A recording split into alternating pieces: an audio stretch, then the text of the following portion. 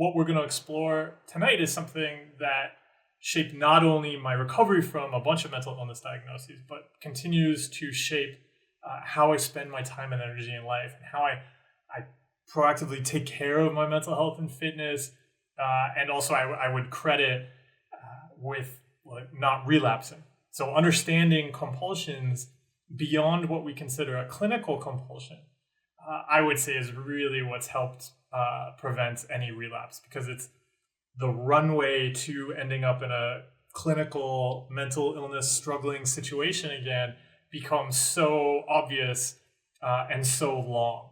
There's so much distance between kind of everyday life and struggling and ending up back in a mental illness hole that it becomes much easier to maintain great mental health and fitness. So hopefully by pulling apart this machinery tonight, you can see all of the different pieces of it, and it'll start to change how you approach some experiences in life, experiences in our heads, but also experiences around us.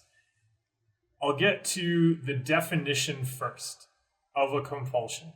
So speaking of experiences, compulsions are unhealthy ways that we interact with experiences. So I would define a compulsion as anything we do to cope with, check on, or control uncertainty, anxiety, and other feelings we don't like. And so feelings, I mean that very broadly, from emotions to physical feelings. So anything we can feel, not just something like anxiety or depression or something like that, but also things like the weird physical sensations we'll get in our bodies that we'll then spend hours checking online or going to multiple different doctors, chasing reassurance and things like that, as well as pain. So a very, very broad spectrum here when we're talking about this. And when I say anything, I really mean anything. We will explore each of the three compulsions there, the coping, the checking, and controlling in depth. I'll share a bit more about each of them. We'll talk about why this can be so useful beyond what we typically see as a definition for a mental illness diagnosis.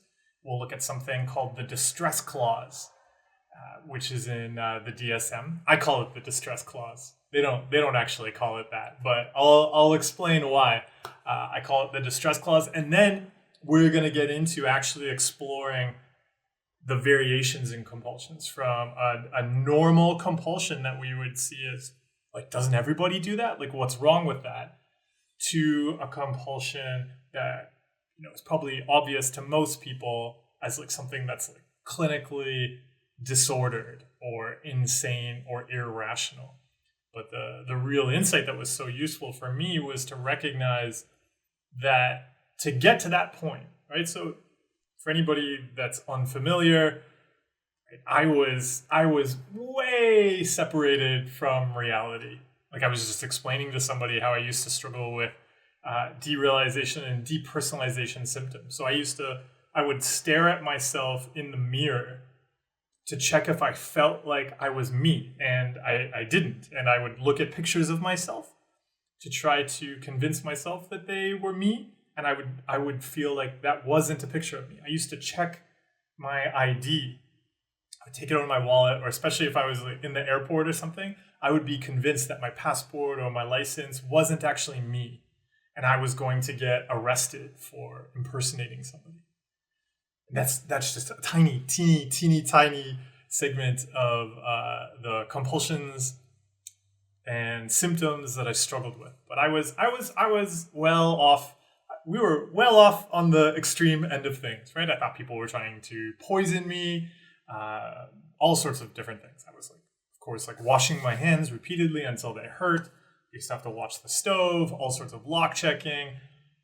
And extensive. We would be here all night if I had to list out all of the compulsions. But they really, really did begin with practices that I think everybody would say are normal. And understanding that compulsions begin with a whole bunch of normal patterns of behavior is what really helped me make that change from where I used to be to where I am now. So yeah, if some of what I'm saying tonight you hear it and you go, oh, but those are just normal. Like anybody would do that. Yeah, anybody would. And just like with physical fitness, I mean, pretty much everybody does things that contribute. I would say, well, actually, you're guaranteed everybody does things that can contribute to developing poor physical fitness. Likewise, everybody does things that practice poor mental fitness. It all begins with normal. So we'll explore that.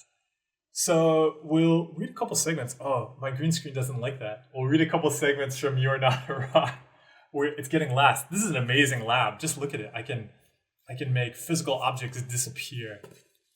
We'll take a look at a couple segments from You Are Not a Rock, looking at coping, checking, and controlling. If you've got the book, this covers all of the compulsions already and a bunch of exercises for exploring them. So if you want to go into this more in depth, that's totally doable. And this covers all, You Are Not a Rock covers all the exercises and concepts that really helped me with recovery and now taking care of my mental health and fitness. So there's no weird secret to this stuff. I find that's really important too. This book costs $16 in America, I think cheaper on Amazon, $22 in Canada. Yeah, there's nothing, everything that helped me recover is explained in the book. Like it's not like these concepts, we have to see them as they're really inaccessible and behind, like I have to go spend thousands and thousands and thousands of dollars to learn about this stuff. You can learn about this stuff now. Don't get stuck on that. I just see Wanderson mentioning it. I'll throw it out there really quickly, asking like, what is DERP? And so it's just short form for derealization and depersonalization, and you might also see it as DP/DR. And it's just a set. Really, it's useful to see it's the outcome of a set of compulsions. So if we're doing a bunch of checking and controlling compulsions, it's very naturally that we start to question whether we're real, whether the world is real, etc. And we'll actually look at an example later tonight around how we go from normal compulsions to struggling with something like DERP, where we're questioning our existence and the reality of ourselves and everything around us. Let's dive in, and of course, you can get it on Audible, so then you can just listen to it. Let's dive into coping. I love to start off with coping because so often in the mental health world, coping is presented as a good thing. And you can even see right now when we're going through the pandemic, you'll see tons of articles on like how to cope with all of the stuff going on. And I think it's important to say here, it's, with any of this stuff, it's not about it being good or bad. It's just recognizing that there are very natural consequences to it. But absolutely, there can be stressful, really difficult times in our lives where we may do any of these compulsions because it's going to help us get through something. When it becomes a consistent practice, that starts to create a lot of challenges. But even when we do it temporarily, we are doing it. I find it really important to recognize. We are doing it recognizing that it's going to also create a challenge down the road. But what we're saying at that moment is, and I think this is the important thing, is just recognizing if we choose to do some coping in this moment to get relief from something, recognizing, okay, but I am choosing then to struggle with something else later. And that may be a choice we need to make in that moment. But coping, let's explore it. So stop coping. This is on page 84. It's easy to teach a puppy to pee on your sofa. Give it a cookie every time it pees on the sofa. Even better, take it out for a run only after it's peed on the sofa. You don't like it when your puppy pees on the sofa? Is that stressful for you? Then don't do things that it likes only after it does things you don't like. Cookies are delicious, and puppies are poor at setting limits for delicious things. So that puppy will pee on your sofa, even when it doesn't necessarily need a cookie. It likes getting them long after it's full. So it'll keep peeing on the sofa more and more. It might even pretend to pee on the sofa when there's no pee to pee. Puppies can seem so clever when they want a cookie. Imagine if you rewarded your brain with things it likes only after it did things you dislike. That's exactly what we're doing with coping behaviors. They might make you feel good, but they also send a very clear message to your brain.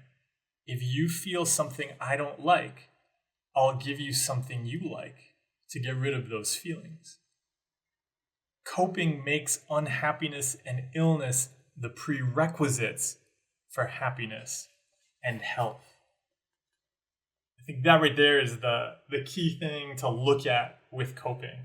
And then the switch we really want to make is no longer being reactive with this stuff. Because when we get into a coping practice, essentially what we're saying is that I'm going to wait until something is really terrible. I'm going to wait until I'm really struggling and suffering. And then I'm going to go and do healthy things. We need to get proactive with it. And so it's not about seeing the things we do to cope as bad. It's actually recognizing that we need to do them all the time.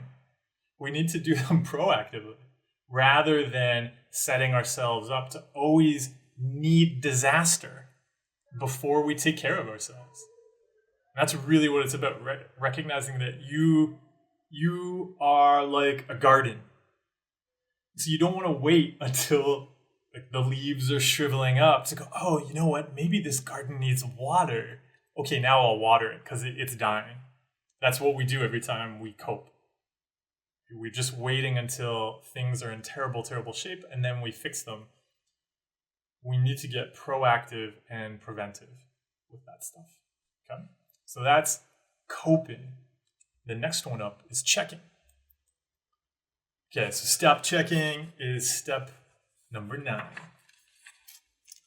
Stop checking. Compulsively checking was a major part of my struggle with mental illness.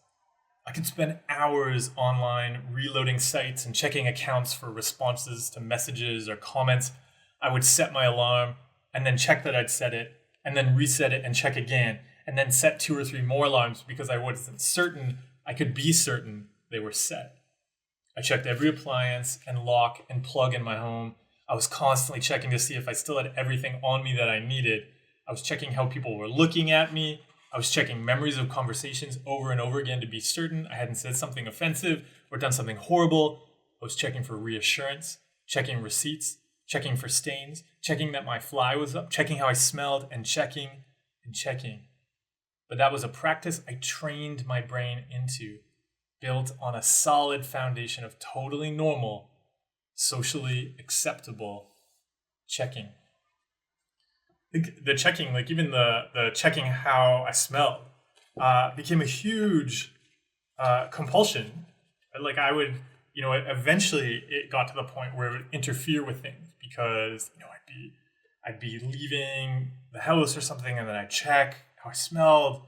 And then, because really what I was doing there was often checking like to be certain I'd put on deodorant. Just like how I would, check if I was clean, but like I was checking to see if my hands were in pain. Right? Like, was there some kind of thing there that would reassure me that I had done this thing? And so if it wasn't a strong enough smell or something like that, I couldn't be certain. Or even if I did smell it, then I would doubt whether or not, what was that smell? And then I would have to, either go back, shower again, put on deodorant, whatever.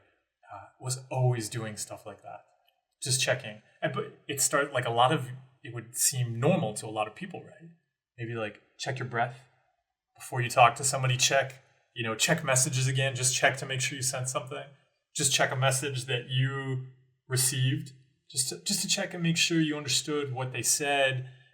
Maybe you're reading something and then your mind wanders off, so you just check it, read it over again. Checking numbers. Right, we've talked about this before. I was checking numbers so much that I could no longer believe numbers, and I would mess them up. So much checking. But when I'm talking about that, I mean it right from the most normal checking. I think this is the key thing we'll look at more and more. This stuff it's not irrational, right? We'll always be able to come up with evidence of times where we made a mistake, where we forgot something, where somebody else forgot something, somebody else messed something up. Especially with the checking, it's so easy to say no, like I'll just check this once. It's not a big deal, and that's always how it begins. But like a lot of people often bring up the example I use in the book right after that part we just read in the checking chapter on not going back, so not checking my gym bag if I had remembered to bring my water bottle after I left the gym, because I'd already checked in my memory. I was like, oh, I can't remember if I grabbed it, and so then there's that urge there to like, well, why not just check my gym bag, make sure I grabbed it, because I could just go back to the gym and get it if I forgot it. But it's in that moment, the work we do on this to really build up those mental fitness skills is to notice that uncertainty and not check. And so yeah, it can seem totally like that can seem unreasonable. Like, why not just check? Like, if you forget your bottle, you're gonna like lose, who knows, like $20-$30, whatever. Just check. And that's where the work comes in.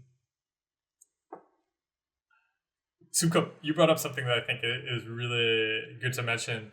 You said my workplace tends to encourage checking, so when I don't check, it actually makes others anxious.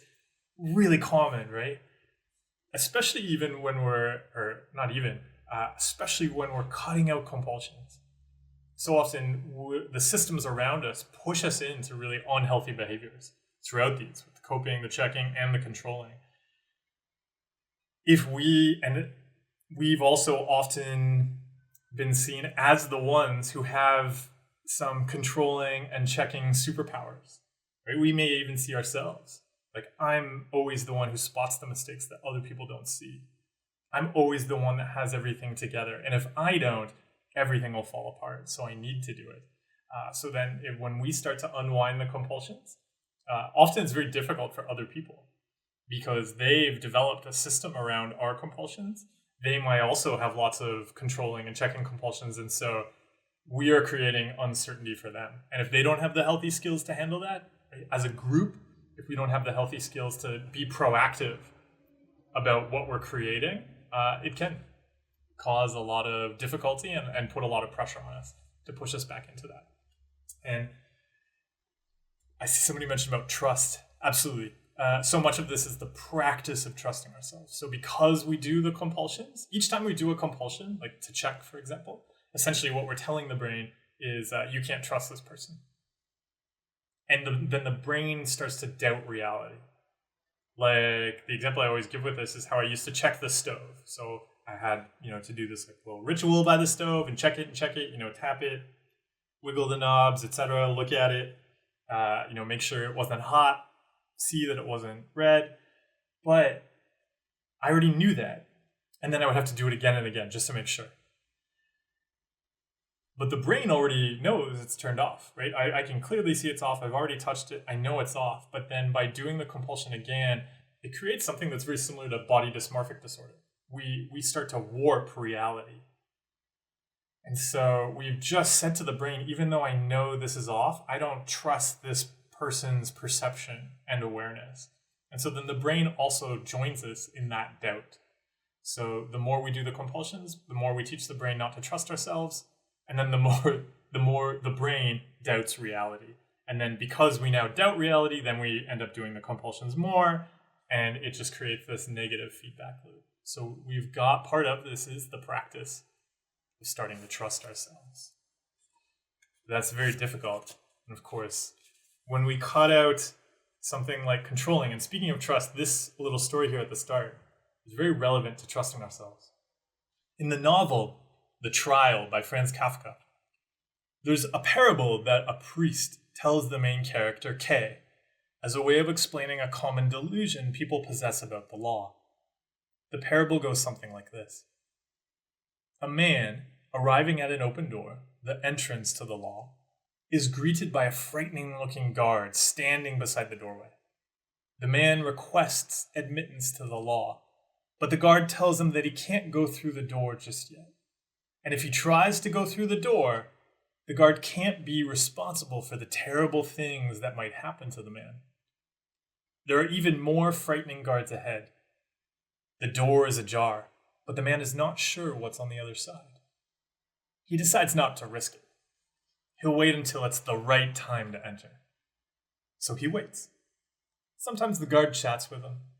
The man gives up all of his possessions to bribe the guard for admittance to the law. But to no avail. The man grows very old waiting. Year after year, he sits by the door, hoping the right time to enter will soon arrive. And then, one day, the man, now very old, and feeling that he's on the verge of death, notices a light flooding out from the doorway. He looks up at the guard. Surely this is a sign that the right time has finally come. He asks the guard if it's time. In answer to the man's last question, the guard explains that this particular door was meant only for that man. And now that he's dying, the guard will shut the door. The man dies. Best story ever. Can you, for a lot of people, does that story there, does that sound familiar? For me, what resonates so much about that parable, and you can find it as a short story too, called Before the Law. If you just Google Kafka, Before the Law, is that's the experience of struggling with anxiety and mental illness, right? Oh no, there's this bad thing that could happen. So I'll wait. I will wait until the right time and this bad thing is resolved and it's okay for me to step forward. And we wait. And it's this very practice that fuels worries about not being ourselves. Right? Because we so often choose to not go through the doors that are for us. We put anxiety, we put uncertainty in charge of our lives, and we're like, oh no, if I step through there, something bad could happen, so I won't do it. Even though that's the only thing I want to do in life. I'll put my life on hold for fear of something interfering with my life. Right? We become the thing that interferes with our lives. We become the thing that gets in the way of us being ourselves. I always find a great story to think about and remember. When you run into any situation, really pause and ask yourself, am I about to be like that dude who just sat in front of a door his entire life until he died because he was waiting for the right time to step through the door because he was unsure about what would happen, right? Unsure if he could handle it. Because I think a really key part of this story that I thought is so clever of Kafka to recognize is what the guard mentions. It's kind of like, there's way scarier guards. Which is true. If we start doing the things we want to do in life, there's always going to be another challenge that's more difficult than the challenge we passed. And it's about trusting ourselves that we're going to handle that. Doesn't mean we have to succeed with it. It's about wanting to handle it. I want to go and explore that. I want to do that because going through that door, or walking that path is the practice of being me. It doesn't matter if I struggle or run into some pain on that path. I'd much rather be me and take that journey of being me than just sit here afraid to be myself and then die. So that's coping, checking, and controlling. And what really got me onto this stuff is because when I was struggling with my mental health, I did not realize it at first. When I first went to get help, it was just for depression and like some addiction stuff. I did not. So all of those compulsions I mentioned earlier, I did not bring them up at all. And I did not see them as a problem. I did not see it because I believed them. Like if I believed some food in my fridge might have been tampered with and I threw it out, I didn't see that as irrational or a compulsion or part of mental illness, because to me, I was doing the rational, reasonable thing. I just saved my life. If I went back and checked that the door was locked, or I washed my hands again, or I checked the stove, or all of these different things, if I spent hours ruminating on whether or not I was me, again, I was saving my life. I was preventing bad things from happening. I was saving everybody around me. And I saw it as totally rational and reasonable. I liked it. And I would say, like, lots of people really, really like their compulsions. And so this is an issue because back in the day, in the DSM, so the Diagnostic and Statistics Manual from the American Psychiatric Association, which is where most, when people talk about diagnoses, they're coming out of the DSM. There are some alternatives to the DSM, but particularly in North America, it's going to be the DSM you see pretty much everywhere.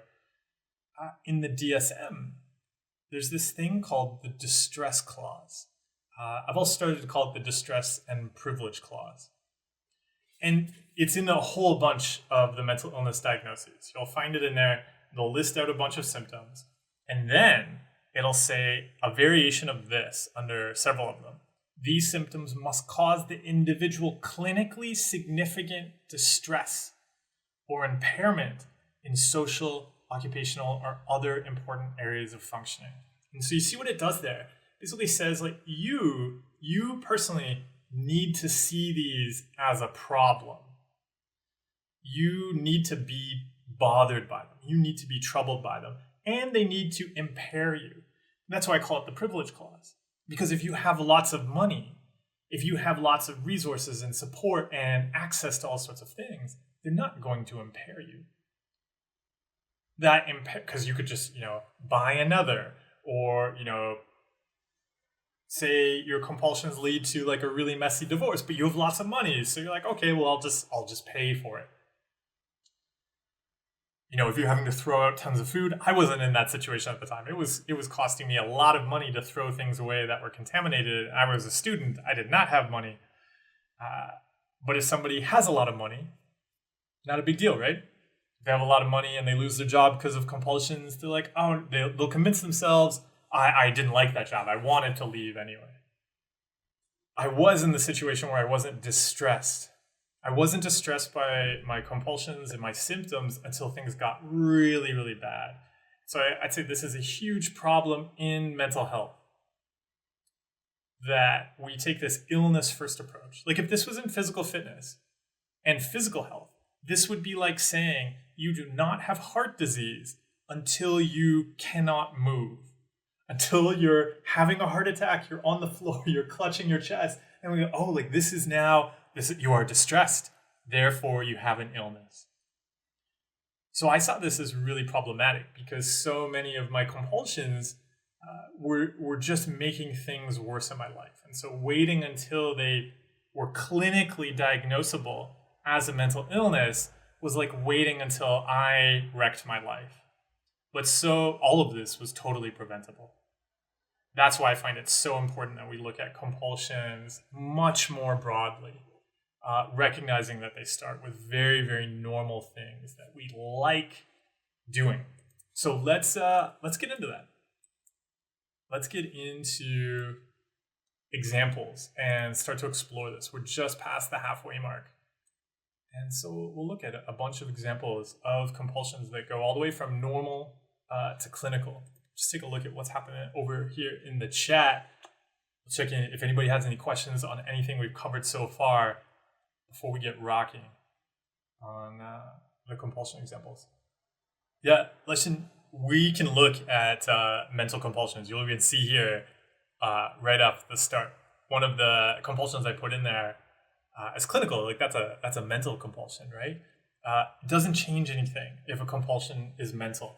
The definition still applies, right? If we're checking memories, we're checking feelings in our head, we're trying to control things in our heads, exact same. There's no difference between a mental compulsion and a physical compulsion. Anybody in the chat, if you have a compulsion example you want to look at in terms of what's normal, and then, so I put here, I mean to zoom in there, but let's call this quirky. Actually, I'm just noticing that, but it's when we see it as a quirk. And so I'll explain what these three columns are so you have an idea of how I've divided this up. So we've got here normal, quirky, and clinical. All of them compulsions. So when it's normal, we see it as supportive. We actually we really like it. We're like, this is a thing that helps me do things I want to do in life. Quirky, that's when we start to recognize that it is difficult to do something without it. But it's the thing we would probably tell somebody, well, that's just my personality, or that's just the way I am, or that's a thing I like to do. We see it as a quirk in ourselves. Like, again, we don't see it as a problem. We like it, but we started to recognize, oh, I can't do this one thing unless I have this other thing, or like I don't like to do it without it. And then when it's clinical, that's where it's become a very obvious, real barrier. So when it's clinical, like I'm spending all of my time and energy doing something that I do not want to do. It really is kind of messing me up. And there's a lot of things that I'm now avoiding because I've got to spend all of this time doing this thing. Or when I want to do things that I actually care about in life, this feeling, uncertainty, these compulsions make it impossible. We've got to catch this when it's normal. Like the pattern begins at normal. So look at this example up here. So start with the clinical one, because that's usually, unfortunately, because we still take this illness first approach, usually we don't talk about this stuff or look into it until we're at the clinical one.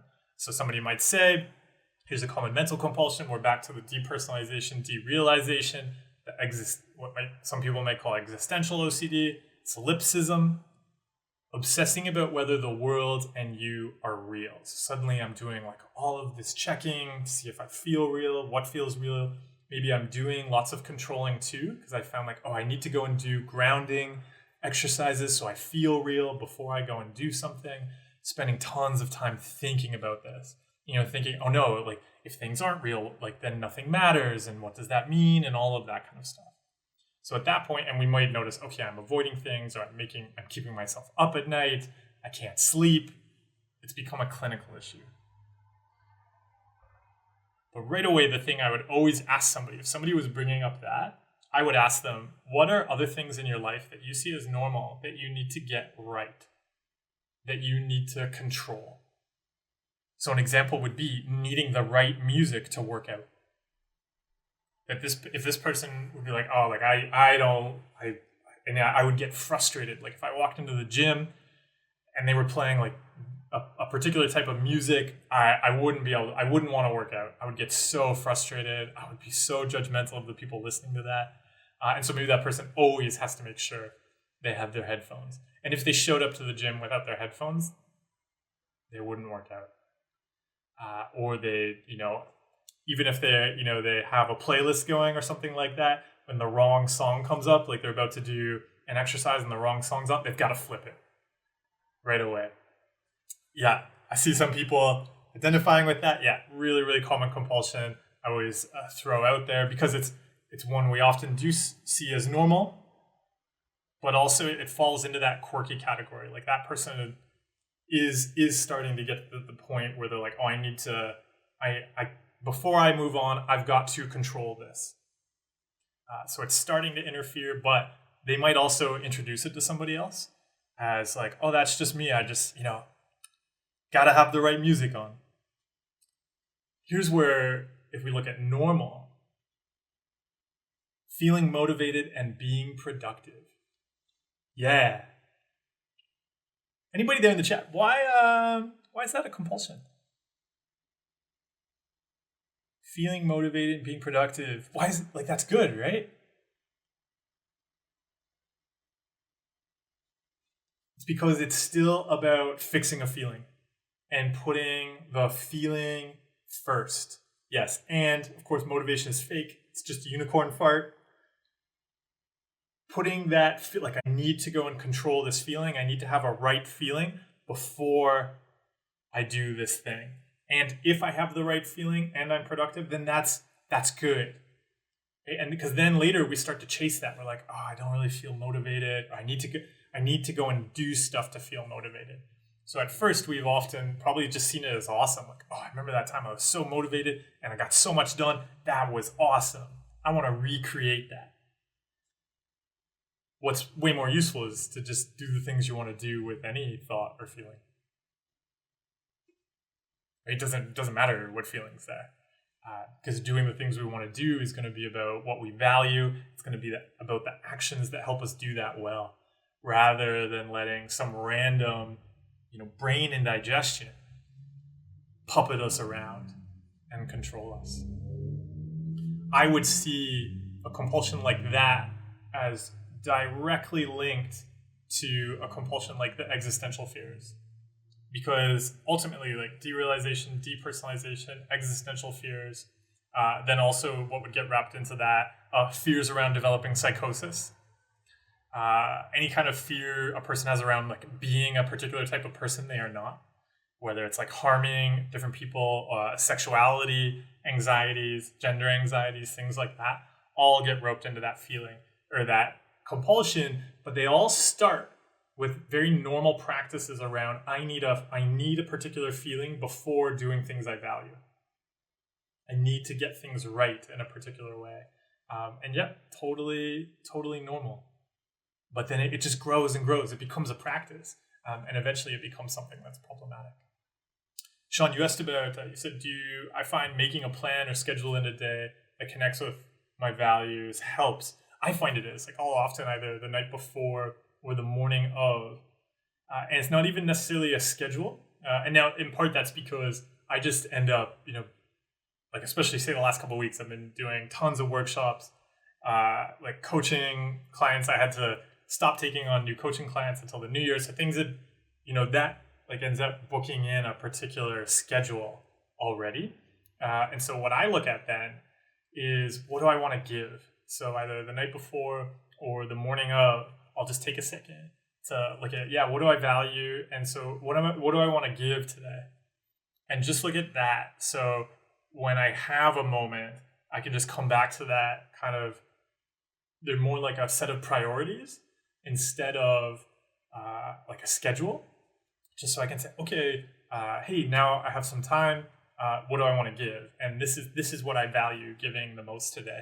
And then I go and do that. So I find that like seeing it more as like a set of priorities, or even when something's going on that I'm already scheduled into, just knowing what's most important to me, so that whenever something comes up in whatever I'm doing, or something comes up in my brain or whatever, I already know which direction I want to go.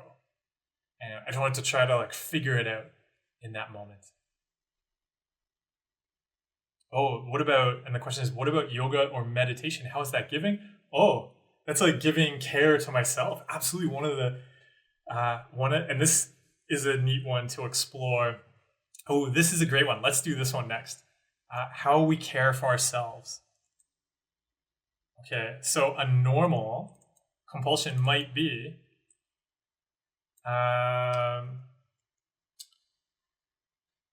only taking care of how I look if people will see me. Right? This is how many people there in the chat do that.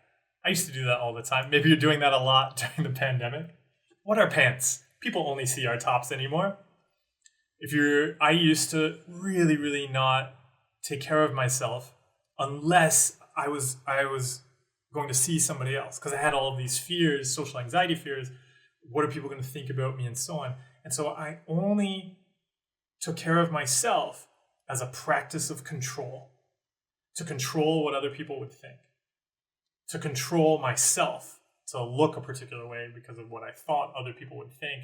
And so the moment other people were removed from the equation, I would just let myself go, not take care of myself in any way.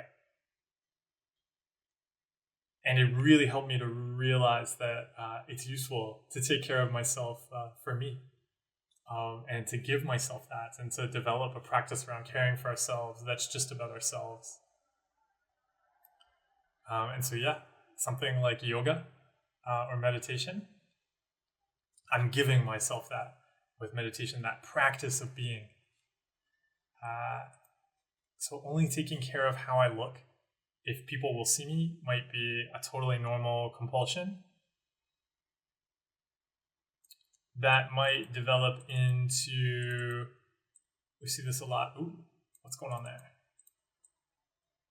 A lot of social anxiety compulsions, what becomes quirky, people will avoid a lot of different situations because it's not going to give them the time to control themselves. And often people will disguise it to themselves and to others as self-care, but actually it's not. It's more about anxiety avoidance around other people. And it'll start to become that quirky thing, like, oh, I don't do that on those particular nights, or I don't do that, I don't go to those particular places, or so on, or even avoiding responsibility at work because maybe there was going to be a role that would involve meeting more customers, or traveling. And because we would travel and then not have access to all of the compulsions we want to do around controlling ourselves, we'd be like, oh, I can't do that because I can't take my compulsions on the road. I need to be at home. I need to have this like very structured process around compulsions. We present it as a quirk.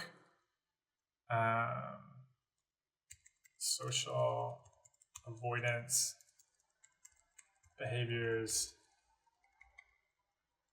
avoiding responsibilities. Yeah, let's put it social avoidance. Yeah, we can just put social avoidance behaviors we disguise as self-care. How about that? There we go. A challenging one. A challenging one to look at. And then when it gets to like a really clinical compulsion there could be all sorts of things. Social anxiety compulsions come up in all sorts of unusual ways that people don't often recognize them as social anxiety compulsions. For example, contamination compulsions. Like washing hands until bleeding. It is like, there's one. Let's see if I can get in here. Resize this. There we go. And the reason that's wacky. Okay, we'll just leave it like that. The reason that's a social anxiety compulsion is because quite often what the person is worried about there is, oh, if I spread germs to other people, and then I'm responsible for that, they're going to hate me. Other people, and I would feel so guilty, and I wouldn't be able to go and see those people again because I would feel so bad about spreading that disease to them. I'll end up alone, no one will like me, etc. And so a lot of different contamination compulsions.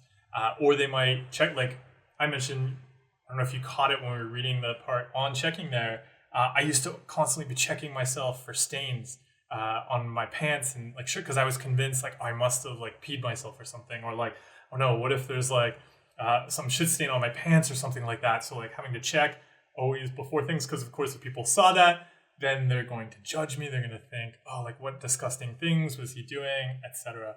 And so this control that we see is very normal. Oh, like I can't be perfect right now, so I can't go and do social events, or I've just got to constantly check and control how I look to other people. Then the brain sees that, and then the brain is just very logical. It's like, well, if you need to control that, well, there's way worse things. Like, what if you spread a disease to somebody and killed them? Well, shouldn't you control that too? And then we start to control that. And then the brain will worry about other things, like the fear of like harming somebody, the fear of hitting somebody in a vehicle.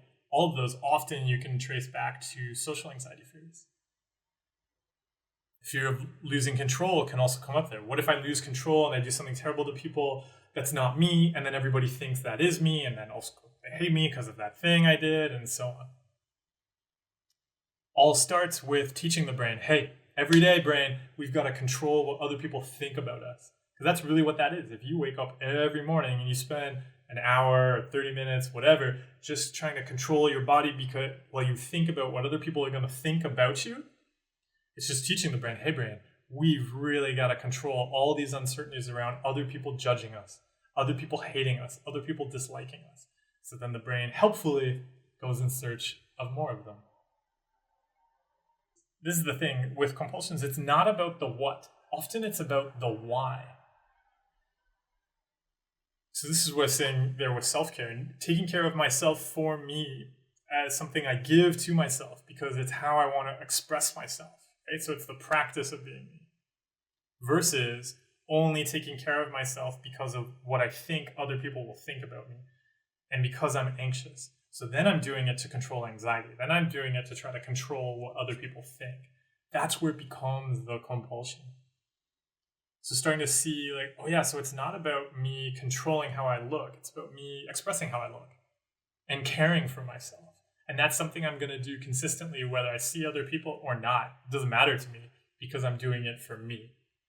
The moment we're trying to control an uncertainty, always come back to that definition of a compulsion.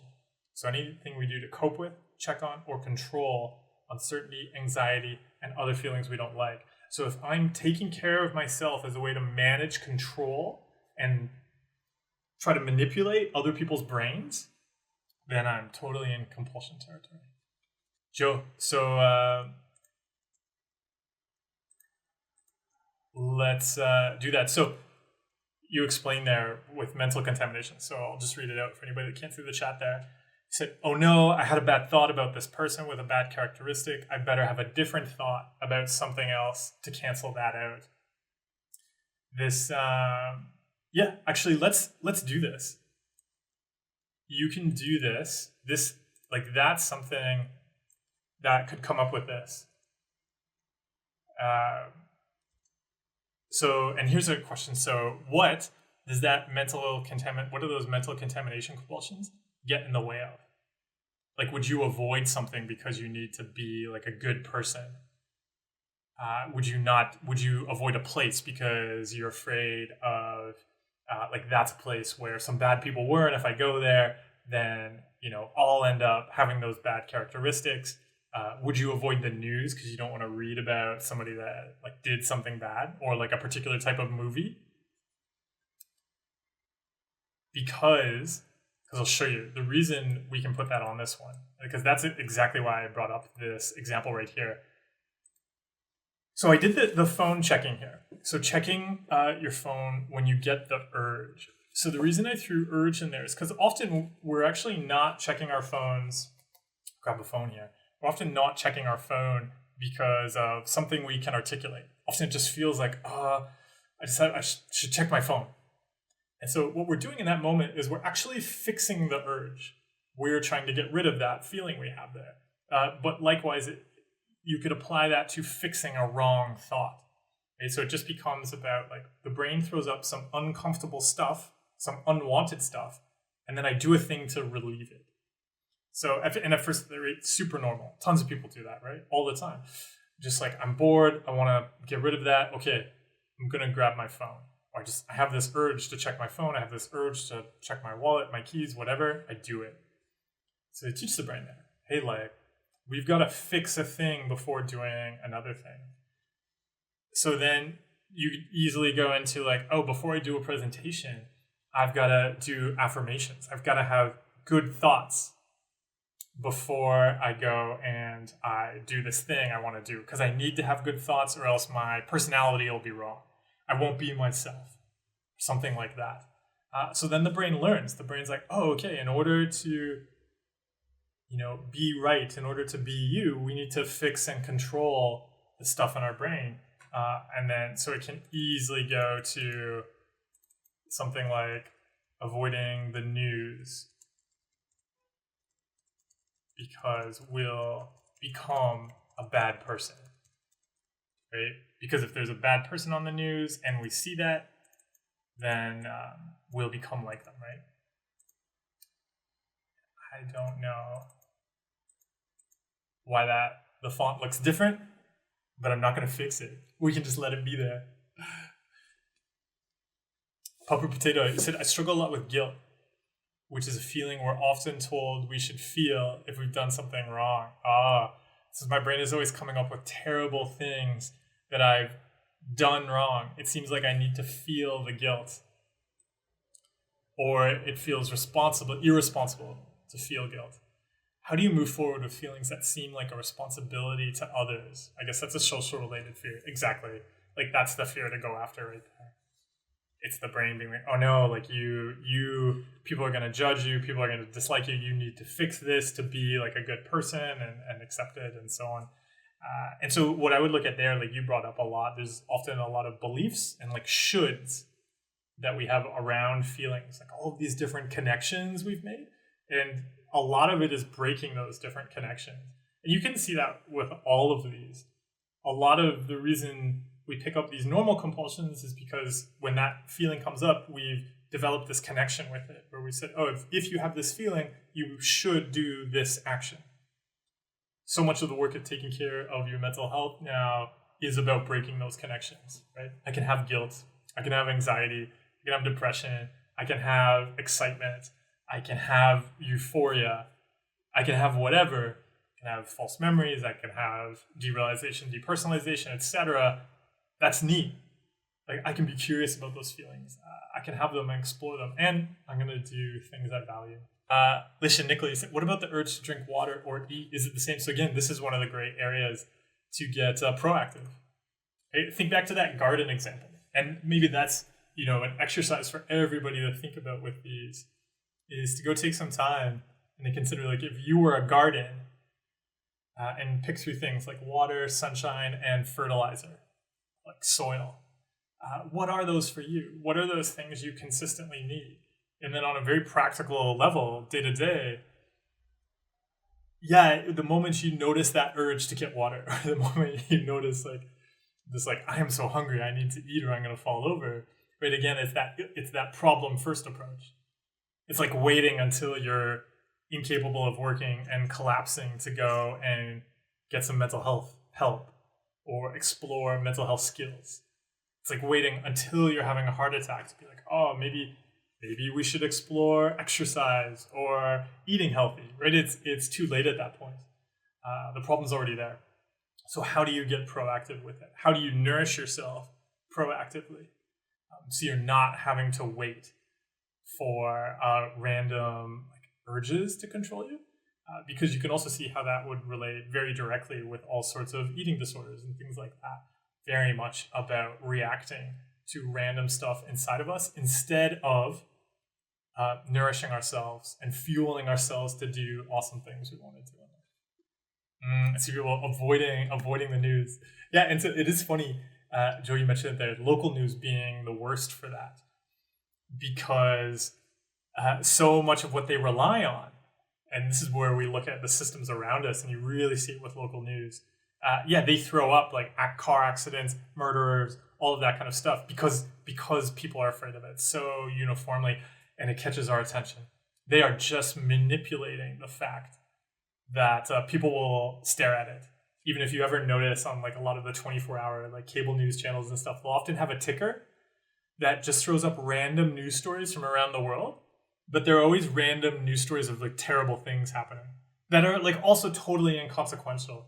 Like I remember once when I was at the gym, they had this was back before the pandemic, they had the 24-hour news channel on, and this little thing went by in the ticker, and it just said, falling washing machine kills child in Nepal. And that was it. And so it's totally irrelevant to somebody in Toronto, right? It's totally, even like, why share that at all? Like, it's a really unfortunate accident, but the only reason to share that is because they know it gets this look from people.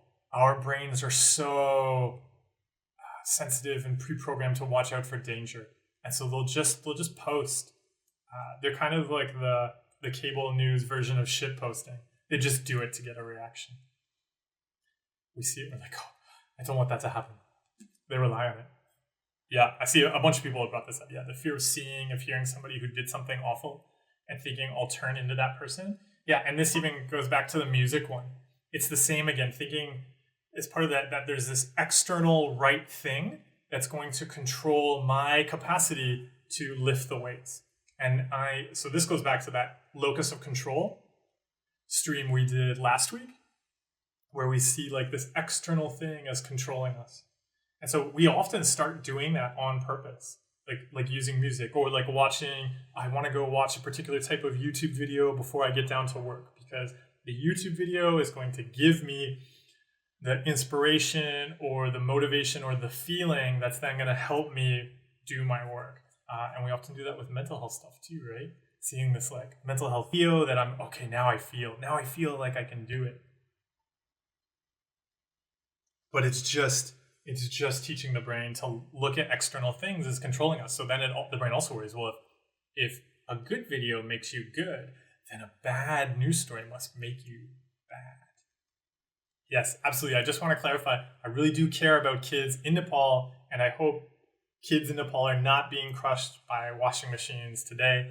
I also hope news stations are not just looking for, because it must be somebody's job to just like sit there looking for terrible things that happen to kids around the world so they can put them in the news ticker. Ambient pack. Well, so actually this can be totally on topic.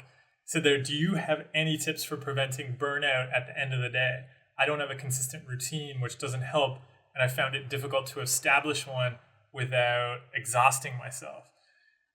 I find burnout is so even if we looked at like burnout as being the compulsion over on the far side, where we had to look at like burnout, need to, just exhausted, just wrecked, need to, take time away from, work/life, right? Just can't do anything, just like could happen in the gym, right? You're in the gym and you just go and go and go and go and go, and then your muscles just give away, right? So that's on the clinical side. But then the quirky is like canceling things you actually value or ignoring things that are necessary to you. And so we do that with things like food, right? We often see it as good. Like, I'm the one who can go harder than anybody else. I'm the one who doesn't stop. I'm the one that is always there for everybody. I'm the one that never says no. I'm going to go farther, do more. And we ignore all these things that actually help us do that. And so we could say on the quirky side, like, always being the reliable one, never setting boundaries, because part of the healthy thing to do here would be to start to say, no, I can't do that, or to let things drop. Say like, yeah, like I was doing this thing and I just can't, I'm actually going to choose to go and like do something I would enjoy or do something that's more valuable to me, rather than sacrificing ourselves for something else. Like, this is the one where we just totally ignore ourselves. Like, somebody else says they're cold and we light ourselves on fire to keep them warm. We're like, aren't I such a good person? I would burn myself up for somebody. And we wear it like a badge of honor. And then, of course, it always leads to burnout. It often starts with chasing gold stars. Validation and approval from others. Right? And we see it as good, we see it as normal. Right? Other people like me, other people like, I did more and I like got 100%. I was totally like that in school. And again, this is one of those things that's like normal. Looking back, I wouldn't. Now I can see I was struggling with mental illness for years and years and years, decades as a kid, but it was rewarded. If I spent days getting, like a title page, perfect, like making this kind of like perfectly drawn title page or something for a school project, that would be rewarded, right?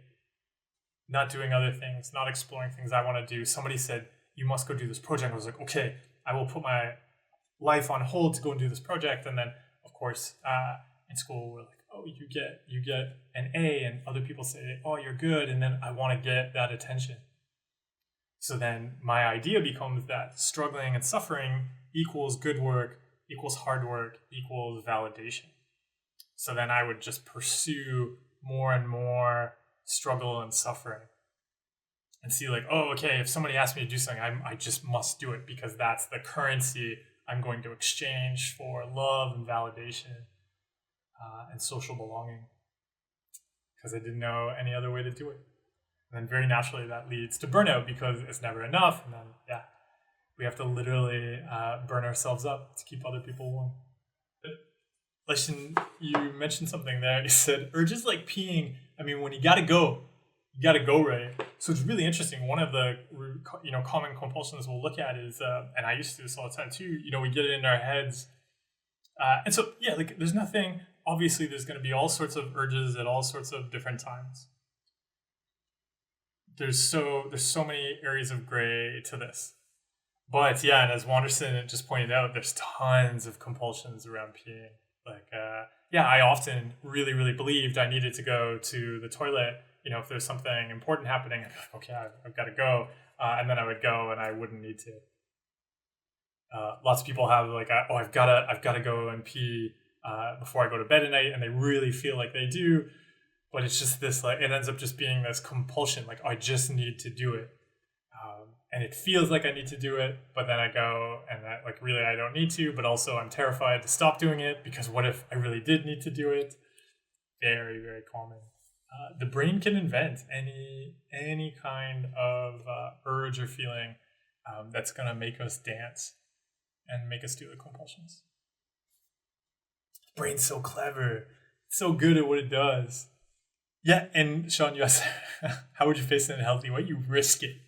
So what I started to do, because I had that compulsion around, like I always needed, because for me it was wrapped up with the social anxiety stuff. Like, so I was worried, there were a couple things, like I wouldn't eat before doing some kind of presentation or something like that, because I thought I was worried I would get food poisoning, or like, so I would end up vomiting or have diarrhea or something in front of, the people that I was going to speak to. But then also it just became like this, like, oh no, like what if I needed to go while I'm giving a presentation, or it's going to like prevent me from being myself or something like that.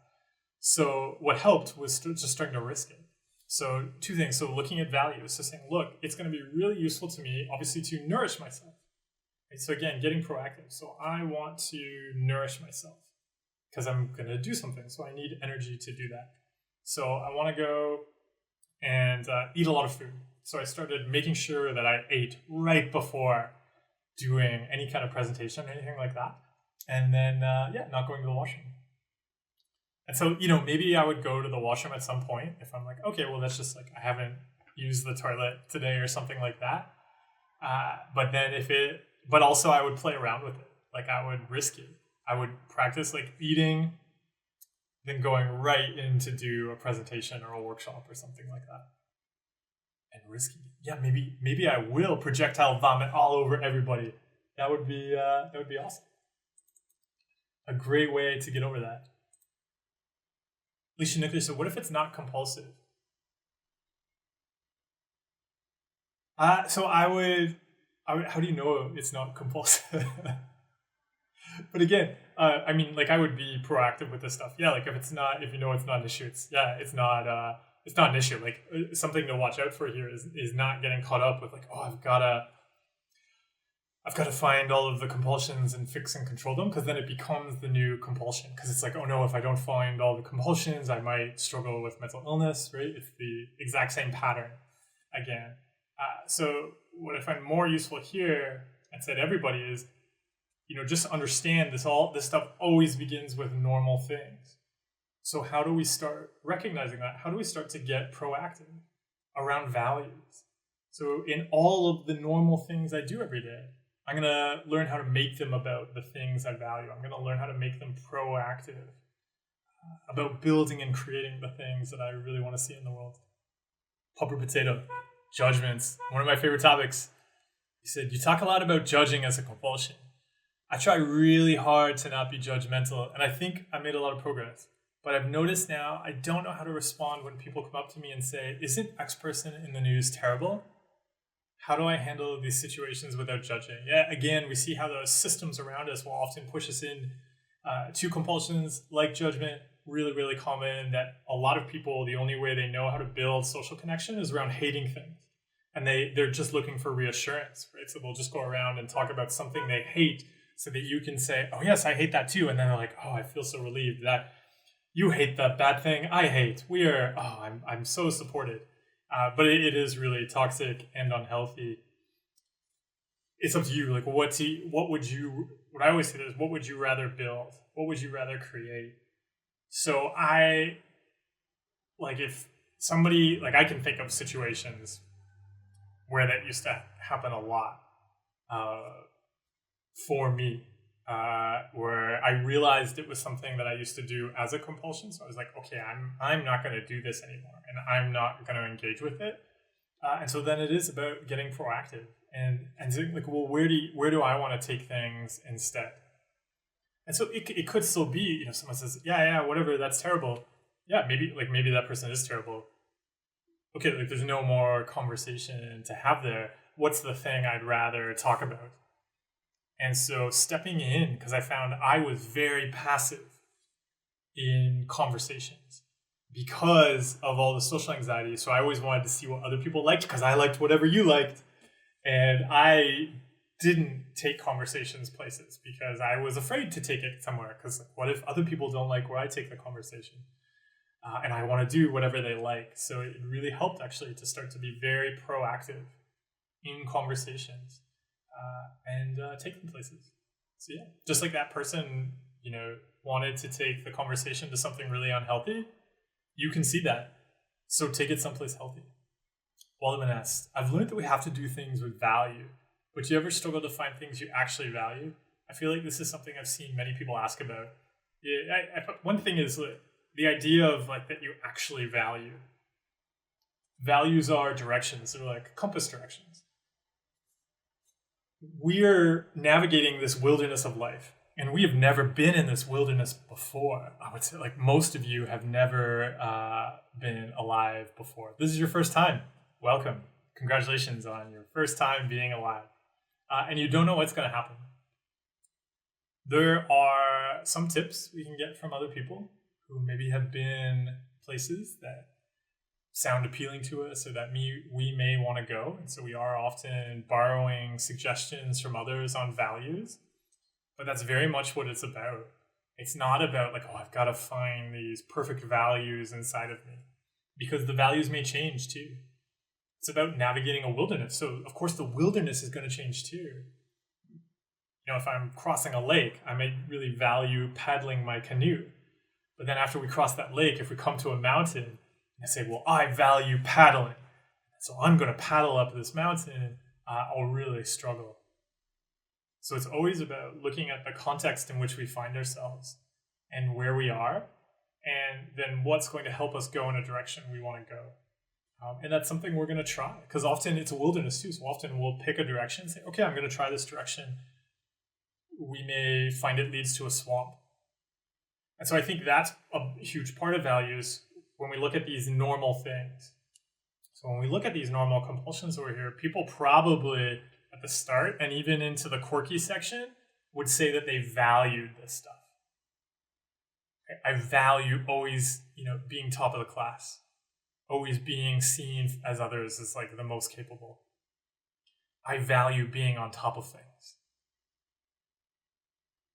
I value other people seeing me as a good person or an attractive person. I value being productive and being the most motivated. Absolutely.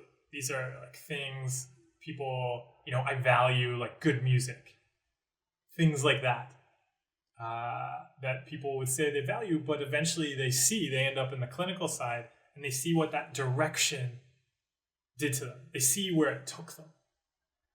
And then we realize, oh yes, this thing that I valued, it leads into a swamp.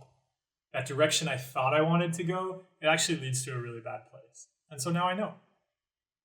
Now I know that, okay, those things that I used to value, they weren't actually useful to me. But yeah, we don't know until we've explored that part of the wilderness. Or we share about them. So that's also why we do this.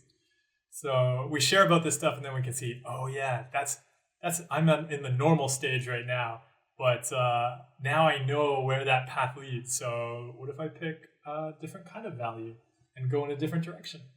And I'll try that out. Like, we don't know where it'll lead to, but we try. We'd be curious. I've been working on a values course, and I've been like squeezing it in. It's one of the things that like I value doing when I've had some free time. So I'm looking forward to the holiday coming up. I have no workshops scheduled for the next 2 weeks, so we'll get the values course wrapped up and out there. So look for that really, really soon. And there's a bunch of exercises in there. There is an exercise already on my YouTube channel. If you search, it's called Sweet Sour Heroes. And so that's a really common acceptance and commitment therapy exercise to explore values at the start. So I often send people that video link. There's a bunch of other exercises you can do though. But one thing I always tell people is just start by picking 3. So even that exercise I mentioned earlier, where I said, see yourself as a garden. Like, everybody can do that exercise today. Like, if you're a garden, what are 3 things that would nourish you? It's going to really help you to value those in your life. And say, okay, like here are 3 things that if I have them in my life, it helps me thrive and do the things I want to do in life. So I need to get proactive with those, not waiting until something goes wrong and then being like, oh, I should really have this in my life. Everybody, as you're exploring this, enjoy. Because this is our first lives. This is a wilderness. All we can do is approach it with curiosity and compassion. We're going to take steps. We're going to explore. We see what it leads to. We look back and like we can be honest. Oh yeah, that thing I saw as normal. That thing I was chasing that I thought was good. Now I see what it leads to. Now I can see the pattern I was teaching my brain. So what's something different I can teach my brain? And we'll wrap things up there.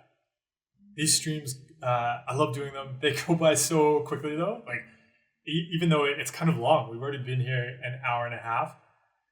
It flies by so quickly because we're really unpacking some really deep, full stuff. So always feel free to reach out. And extermination, you brought up something really useful to mention as we close out here. You said, isn't something we value often connected to something we're doing compulsions around? Absolutely. So often, the compulsion is just like a really unhealthy way we've been trying to go after a need that actually might be really important to us. So like with all the social anxiety ones, perfect example there. We care about other people and we want to build relationships with other people. But then we just end up in this really reactive, controlling, fear-based approach where we're trying to avoid people disliking us instead of actively building relationships with people. And so we end up really focused on preventing bad things instead of creating good things.